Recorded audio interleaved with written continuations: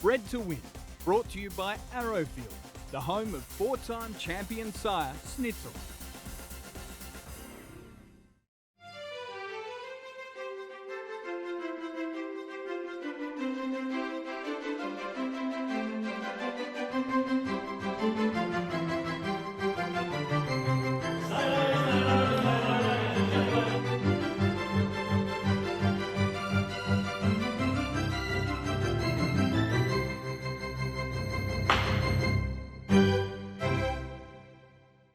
Hello, I'm Searcy. Welcome to another spring edition of Bred to Win. Coming up, a huge Epsom day at Royal Randwick. Champion colt, the Autumn Sun, with so much to come as his young stakes winners turn 3. And another inspirational tale in Arrowfield Studs, Horse Who Made You Love Racing. First, sensational spring racing and more in our Aushorse news.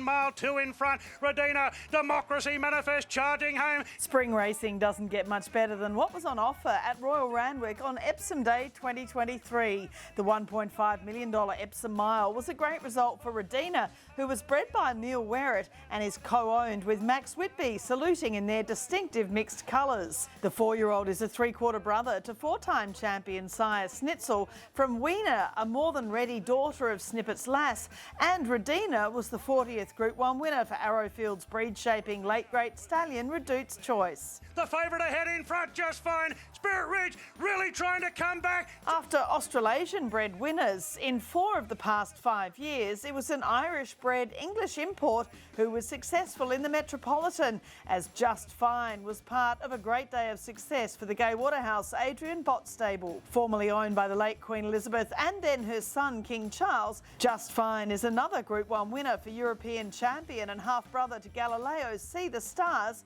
from a King Mambo mare. Tropical Squall's got a great kick though. Tropical Squall's success in the Philly Spring Grand Final, the Group 1 Flight Stakes, was a great story as Eduardo Coenco's son-in-law, Mike Barrera, bought her as a Magic Millions national sale weanling for only $16,000 to support their dual Group 1 winner, Prized Icon. Tropical Squall descends from some great race fillies, including Blue Storm and her triple Group 1 winning dam, My Gold Hope, while her sire, Prized Icon, is now a Group 1 producing stallion from his first crop, with the winner of the Fernhill, the Champagne Stakes and Victoria Derby a firm favourite, standing at the Lamont family's Coringal stud near Wagga Wagga in southwestern New South Wales at a fee of $8,800. A week after our 2-part special on dual runner-up champion Australian sire So You Think, he again had an elite son winning a group race as Everest favourite Think About It took out his final lead-up, the Group 2 Premier Stakes. The 5-year-old has won 8 in a row as part of his outstanding record, winning 10 of his 11 starts. He's from the Flying Spur mare Tiara and was a $70,000 English Premier yearling sold by Newgate Farm to Proven Thoroughbreds and Joe Pride. As we highlighted last week, So You Think is the most popular sire on the Coolmore roster, and with his great fertility still has spaces open for bookings at a fee of $99,000. Manal reposes winding up on the outside. As always, there was so much excitement surrounding Sydney's first 2-year-old races of the season, with Emirates Park tasting first success as their filly Manal took out the Gimcrack Stakes. She's from the midshipman mare Red Lodge and a half-sister to Sydney winner Fighter Town, who's set to return to the track this week. Her sire Tassort, a Golden Gift winner at 2, and a half-brother by Brazen Bow to Darley Stars, Astern and Elise from Blue Hen mare Essaouira, stands at Newgate Farm this season at a fee of $11,000. The Breeders' Plate for the boys was another great success for James Harron and his group of owners, as Espionage was too strong for a high-class group of colts. He's from the 3-time winning Street Cry mare In Times of War, a daughter herself of General Nadim's Magic Millions 2-year-old classic winner Military Rose. Espionage's sire Zoostar, an elite sprinting son of Northern Meteor, stands this season at Widden Stud at a fee of $220,000. Amelia's Jewel moves up on the outside, takes Pride of Jenny. The feature race meeting in Melbourne over the weekend was Friday's Moir Stakes night, with the great mare Imperatriz to feature later in the show. But another star mare also broke a track record, with Sayuni's daughter Amelia's Jewel flying home in the Group 2 Stock Stakes. It was success for another Widden stud sire, Trapeze Artist, as Griff won the Group 2 Stut Stakes, with his sire, a four-time Group 1 winning son of Snitzel, standing this season at a fee of $55,000. And the Group 3 Scarborough Stakes was part of another good weekend for New Zealand's Ritual Stud, with Coeur Volante, a successful descendant of star fillies Rosa War and AJC Oaks winner and prolific broodmare Savannah City. Her sire, Poisier, last season's New Zealand champion stallion, stands at Ritual Stud at a fee of $70,000 NZ plus GST. And Poisier's barnmate, Satono Aladdin, sired the winner of the Group 2 Hawke's Bay Guineas in Lantern Way. His dam, No More Doubt, is by Redout's choice from dual Group 1 winning mare Say No More. Branded as the Everest of the equestrian world and attracting big numbers of ex-racehorses, Racing New South Wales' inaugural Equimillion in Sydney was supported by a number of race clubs, breeders, trainers and individual sponsors of riders. We'll have several stories coming from Monday's show jumping in upcoming episodes of Thoroughbreds Argo, but the weekend classes featured different competitions ranging from dressage to show classes, eventing and more, all aimed at encouraging the equestrian world to take on our thoroughbreds and be eligible for fantastic prize money across the weekend. Coolmore Studders bought John Singleton's showpiece thoroughbred property Strawberry Hill Stud at Mount White for use primarily as a spelling operation. As home to star mares More Joyous, Sunday Joy, Tuesday Joy, Samantha Miss and her daughter Miss Fabulous, the property will expand Coolmore's control of their racehorses, complementing their breeding, breaking and pre-training business at their main farm in the Hunter Valley. Popular Victorian stallion Magnus, basically the uncle of Black Caviar and a Group 1 Galaxy winner, has died. Placed in a King Stan and Chris Flyer sprint in Singapore, the son of Flying Spur sired 4 Group 1 winners, Malaguera, Magnifico, Streets of Avalon and Great Shot. And there were more impressive breeze-ups ahead of the Inglis ready-to-race sale at Hawkesbury. The 2 fastest times of 10.36 seconds were recorded by Blake Ryan's Shalar colt from Miss Finland's son Tusula, while Ryan Pendergast produced a colt by first-season sire Unite and Conquer from Sukar to record the same time. Kingstar Farm already thrilled at a first trial winner for Hinchinbrook's Maribyrnong Trial Stakes winner, and now with his same 2-year-old Speed being shown ahead of the 2-year-old sale, which is set down for Tuesday the 10th of October at Riverside Stables in Sydney.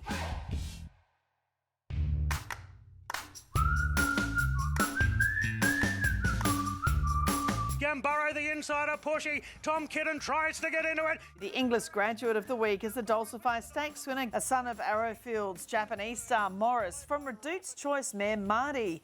Another stakes winner for the On Fire Waterhouse Bot training team, Gambare was a 2022 Inglis Classic yearling sold for $260,000 by Arrowfield Stud to Dodmark Thoroughbreds. Morris stands this season at Arrowfield Stud at a fee of $82,500, joined this season by his triple Group 1 winning son, Hitotsu.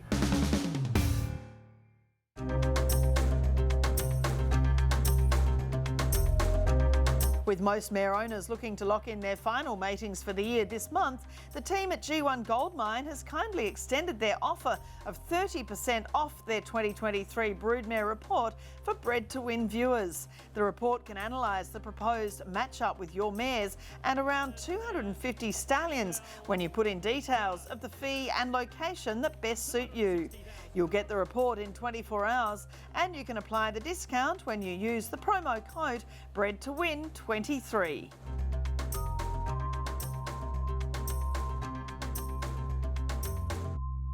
Coming up on Bred to Win, we catch up with a stunning stallion, the mighty champion of his generation, the Autumn Sun at Arrowfield Stud.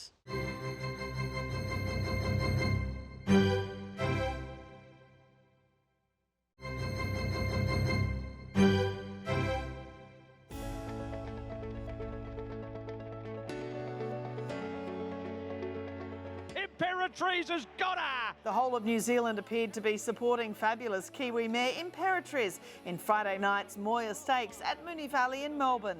Racing in the famous Te Akau colours, not only did the daughter of I Am Invincible win, but she broke her own track record for the 1,000 metres. Now a 6-time Group 1 winner from the Shamardale mare Berrimbow, Imperatriz was bought by Te Akau's David Ellis for $360,000 from the Beamer Thoroughbreds draft at the 2020 Magic Millions yearling sale. I Am Invincible is well into his season, chasing a triple champion sires title and stands at Yarraman Park at a fee of $302,500. A 5-time Group 1 winning colt, the best by his late great breed-shaping sire Redute's Choice, the Autumn Sun was quick off the mark with stakes winning 2-year-olds. But the exciting part is the best is yet to come.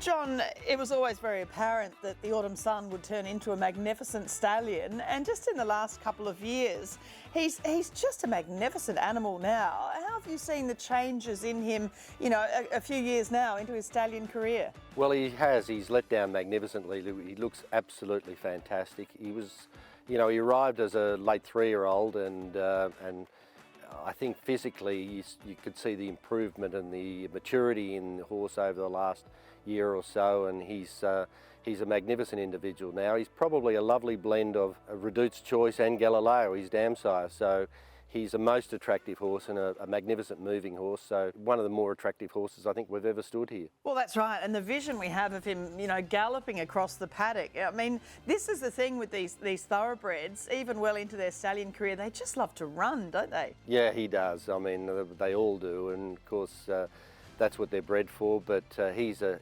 beautiful horse and such a flowing, moving type of horse that he's really quite special. And Redute's Choice again, of course, you know, we know his deeds as a sire of sires, a champion sire, champion broodmare sire again in the season just past.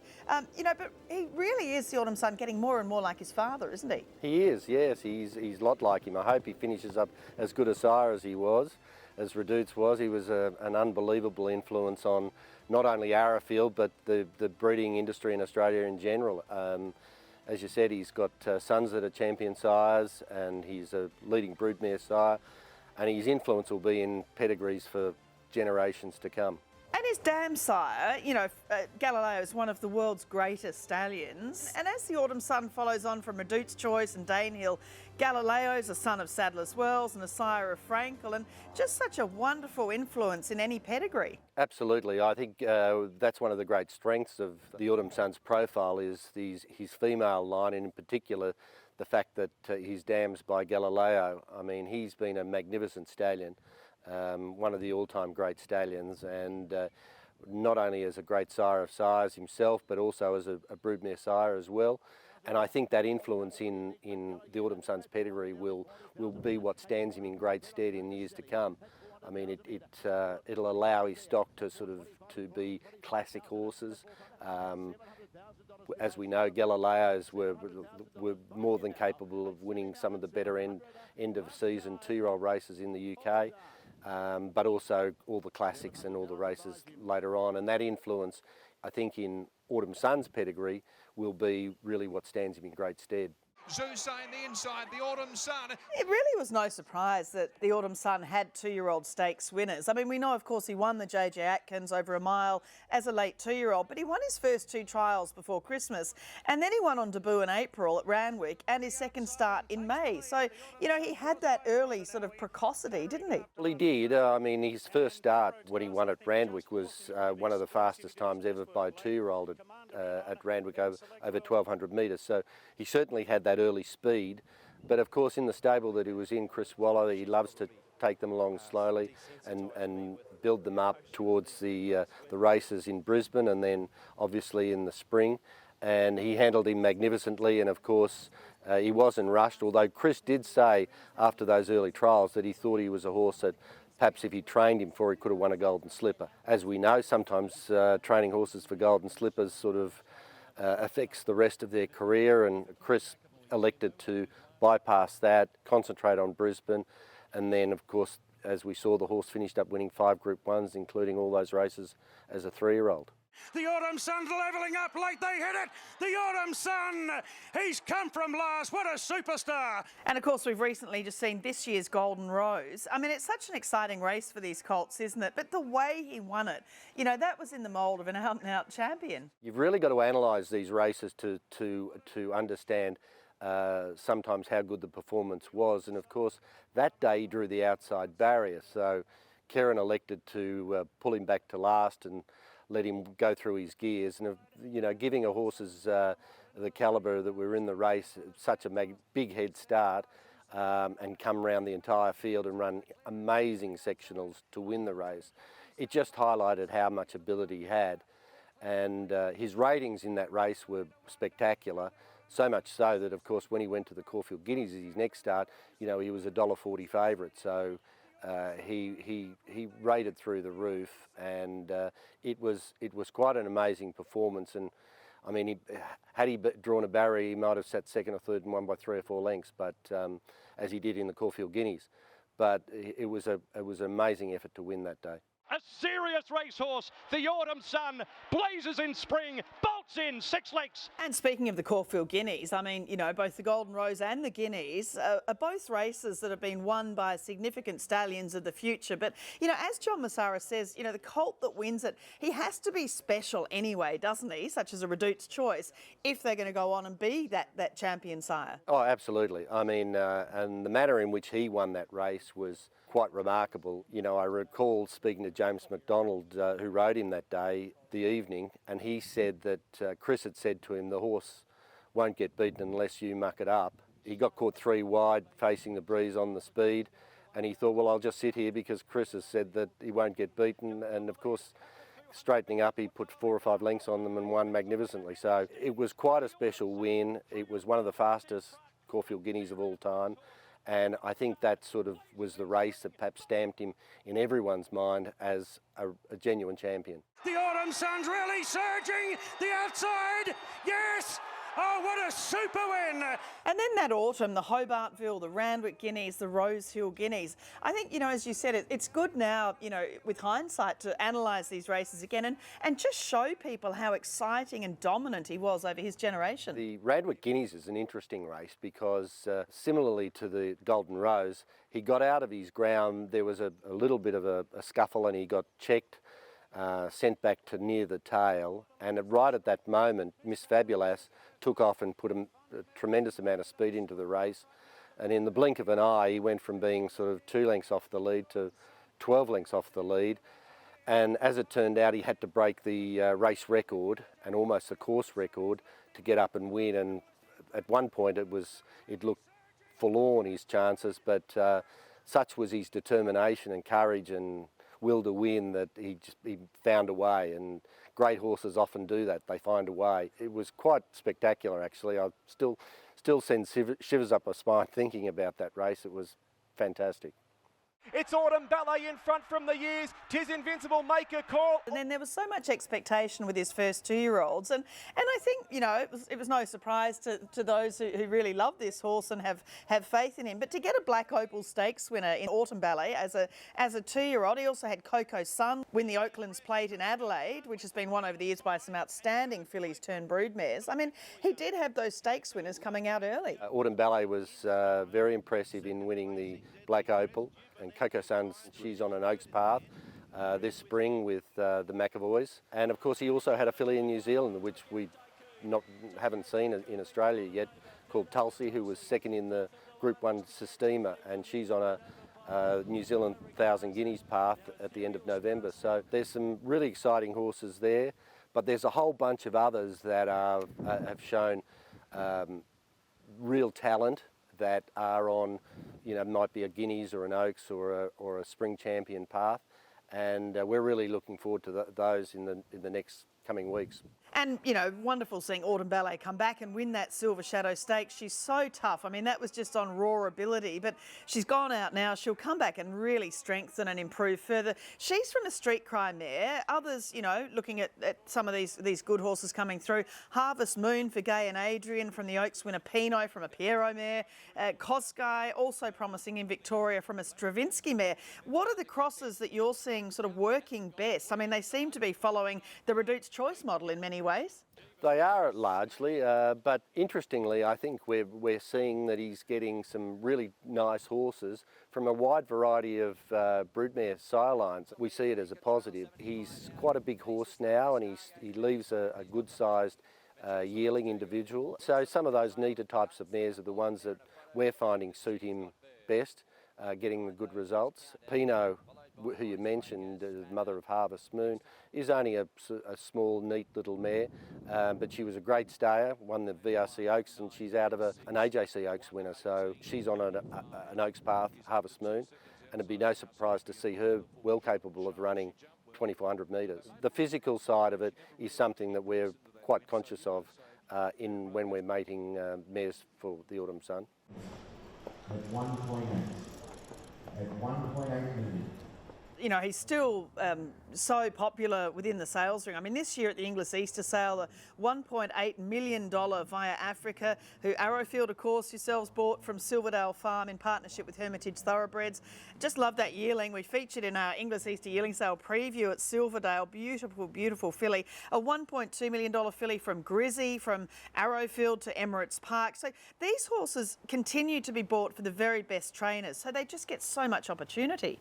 Well, they do. I mean, I think he's had something like 146 yearlings in his first two crops that have averaged something like $265,000. So, and I think nearly a third of those have made $300,000 or more, which is quite extraordinary. And over 60 of those yearlings are out of stakes winning mares, and a dozen are out of Group 1 winning mares. So he's had every opportunity so far. Importantly, as you mentioned, they've gone to great homes. They're in all the big stables. Chris Waller's got any number of them, but Moody, McAvoy's, Gary Portelli, Philip Stokes, Gay Waterhouse has got a number of them, and Adrian Bott, and there's plenty of them around as well that may have only trialled or they're ready to get to the races now that trainers have said to us, we're really excited about this horse. I'm aiming for good races in the maybe the late spring or even the autumn, but we're really excited about them. So we're really encouraged by hearing all that news. And now with the second crop by the Autumn Sun about to hit the track, what are the expectations from Arrowfield stud for this stallion? How far can you see him going with all those positives in his favour? We're really confident that he's a champion sire in waiting. I think he's the heir apparent to Snitzel here at Arrowfield. He's got tremendous work in progress. He's got so many exciting horses in the works, and we're really confident of the future with the Autumn Sun. It may not be necessarily this season that he's right there, but I would say within a season or two he'll be in the absolute upper echelon of all the sires in the country, and we're really committed to supporting him going forward. We'll probably send 46 or 7 mares to him this season, and we've got 42 mares foaled or foaling to him this season, so we're really committed to him. We believe in him, and I think all the data suggests that he's the next big thing in Australia.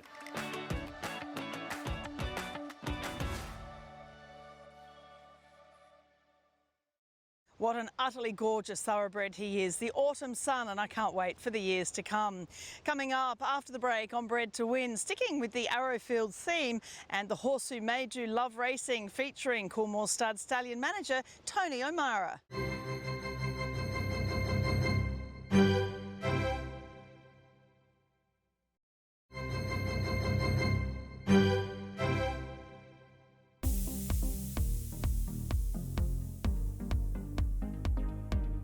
What really grabbed my attention about it was the horse called Royal Academy. Just the whole story behind him. It was Vincent O'Brien's kind of swan song, and then Lester came back out of retirement to ride him, and just I really got hooked into it, and then to watch him race. And he's probably one of the most magnificent looking horses I've ever seen. You just get hooked, can't help it. Well, he was, and how much of that, not only obviously his incredible racetrack ability, but also the look. I mean, he was just a glorious looking colt when he raced, and stallion. Yeah, beautiful looking animal, great balance, great presence to him, really sharp eye, and just again a smart animal. You had to do things his way. We used to say about him, he'll do whatever you want once you do it his way. There was just something about him, that Nijinsky quality, wasn't there? You know, just a beautiful, beautiful stallion. And I remember, you know, the early days when he was at Coolmore here in Australia, you know, all the stallion handlers loved him because he just had that huge personality. Massive presence and personality, yeah, and just the ultimate stallion, really. He absolutely excelled at what he did. He loved it. Of course, Royal Academy is the sire of Piccadilly Circus, who was a stakes-winning 2-year-old and the mother of Fastnet Rock. So his legacy, you know, often Fastnet Rock will throw a horse that has that real Royal Academy look about them. Exactly, yeah, they're very similar at times, even a little bit of their personality-wise. Like Fastnet Rock still very much enjoys his life. He's the same as him. And to this day, I mean, those stallions, you know, that colt you identified as a racehorse, a champion racehorse, it must have driven you to really want to do this sort of work, to be involved with these champion stallions. Yeah, I couldn't actually wait to get involved after watching that, and then you speak to some of the guys that were working there before I even started work, and you get a hunger for it, and you just can't stop. That is Bred to Win for this week. Make sure you join me again next week as we bring you from Cambridge Stud in New Zealand the absolute crackers just arriving in the first crop of foals by Snitzel's Group 1 winning 2-year-old son, Sort of State. I'm Caroline Searcy. Look forward to seeing you then.